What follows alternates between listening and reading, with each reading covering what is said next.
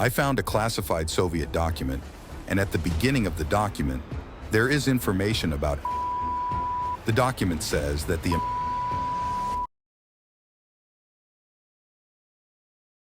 in the history of exploration, few names stir up the same sense of adventure and mystery as Admiral Richard E. Byrd. However, his expedition, Operation Highjump, was destined to leave a lasting impression on history, surrounded by secrecy and speculation. Admiral Byrd, a decorated naval officer and aviator, had already made a name for himself with his daring ventures in the Arctic. Yet, it was the uncharted territory of Antarctica that beckoned him, a vast frozen continent holding the promise of scientific discoveries and countless secrets. In the post-World War II era, as the world was gripped by the tension of the Cold War, Admiral Byrd embarked on his most ambitious expedition yet, Operation Highjump. Officially declared a research mission, the true objectives remained shrouded in secrecy. Operation Highjump was unprecedented in its scale and scope. It involved multiple ships, aircraft, and personnel, all deployed to explore the vast expanses of Antarctica. Overall, it is estimated that approximately 4,000 men were on board to explore Antarctica. Gentlemen, we stand on the brink of history. Our mission is to explore Antarctica like never before, unravel its secrets, and expand the boundaries of human knowledge. As Operation Highjump unfolded, the expedition encountered numerous challenges: treacherous terrain, extreme weather, and the constant threat of isolation. Yet, Admiral Byrd and his crew pressed on, driven by their insatiable thirst for discovery. According to Admiral Byrd's diaries, some of the discoveries made during Operation Highjump in Antarctica included mapping previously unknown areas of the coast and interior, exploring the topography, discovering new islands and landmasses, and collecting scientific data on the climate, geology, and wildlife of the region. Sounds like a typical expedition, right? But what makes his story so special? Operation Highjump was supposed to last for 6 months, but it was terminated prematurely. Official reports state that this was due to logistical difficulties and bad weather. However, there are voices that claim otherwise. Admiral Richard E. Byrd documented his entire expedition in his journals. The diaries and personal records of Admiral Richard E. Byrd are mostly kept in the Richard E. Byrd Papers collection, housed at the Ohio State University libraries. But according to rumors, there is still a secret diary or missing pages of Admiral Byrd's records. In the alleged secret records, the story goes on. It was during my expedition to Antarctica in 1947 when I experienced something incredible. As we flew over the icy expanses, the landscape suddenly changed beneath us, turning green. An unusual sight in this frosty environment. What the hell is that? Did you guys see that too? Yeah, I see it too. That's unbelievable.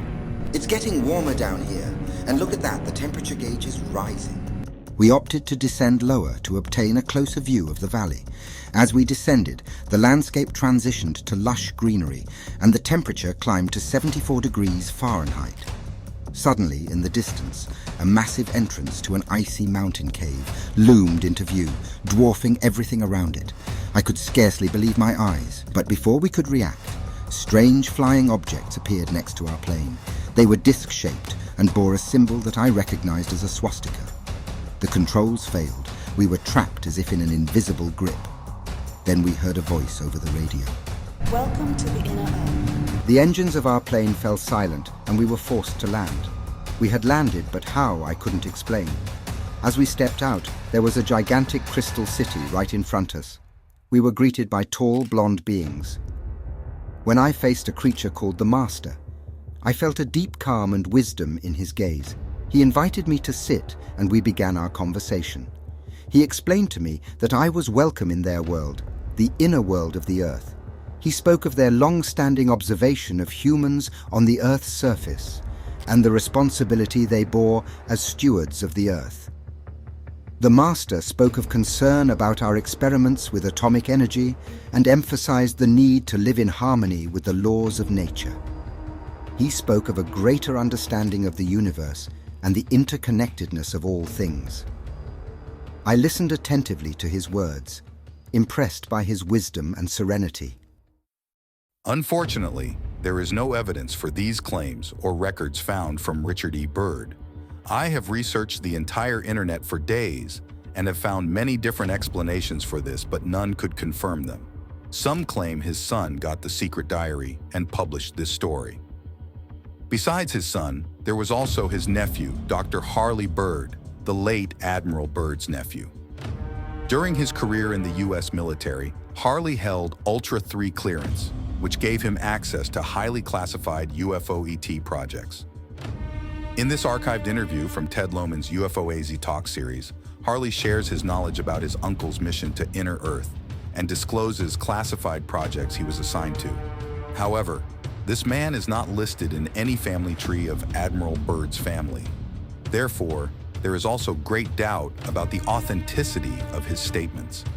But there is still more to this story. There are additional indications suggesting that the narrative remains unclear, and there are still compelling reasons to further investigate this theory. The Americans were not the only ones who had such an extreme interest in Antarctica. In 1938, the Nazis also explored the area. Neuschwabenland, or New Swabia in English, is an area in Antarctica that was explored and mapped during the German Antarctic Expedition 1938-1939. The German Antarctic Expedition was used by the Nazi government as part of Nazi propaganda and had several goals, including scientific research, geographical mapping, and possibly also the exploration of potential areas for future German colonies. Many believe that the Nazis built bases in Antarctica and perhaps still have colonies to this day. Exploration, research, and control of an unexplored area is certainly the most plausible explanation for such an undertaking in Antarctica. But Hitler was also known to be interested in various forms of mystical and esoteric teachings, particularly the ideas of racial superiority and the restoration of the alleged Aryan heritage. He and some of his closest followers, like Himmler, were members of the Thule Society, an esoteric secret society that dealt with occult and mystical teachings. And so he is also said to have had great interest in Tibetan teachings. But why is this important for this story? Numerous mystical traditions across various religions envision an ideal sanctuary on Earth, a realm unspoiled by human vices, where spiritually enlightened beings dwell. Within Buddhism, the fabled city of Shambhala embodies this concept. According to Buddhist and Hindu scriptures, Shambhala, derived from the Sanskrit word meaning place of peace or place of silence, is a mythical realm. Specifically mentioned in Buddhist texts like the Kalachakra Tantra, Shambhala is depicted as a unique domain nestled within our own planet. Described as a kingdom where humanity's wisdom remains untouched by the ravages of time and corruption, Shambhala is believed to stand ready to offer salvation to the world in times of dire need. Do you remember at the beginning where I talked about the fact that Operation Highjump had to be completed early? I found a classified Soviet document that covers what the Nazi think tank, Ahnenerbe, found in ancient Tibetan manuscripts, and at the beginning of the document, there is information about Admiral Byrd and Operation Highjump.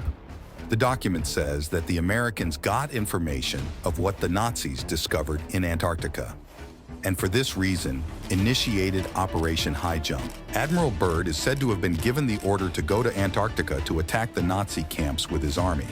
But things turned out differently than expected. In the fight against the Nazis, they were surprised and overwhelmed by UFOs and alien technology. Many believe that the countless victims of this battle were the reason for the expedition's premature termination. I've read the script, and I have to say the photos of this document itself looks legit. But the content of this document is so absolutely insane that I have a hard time believing it's real.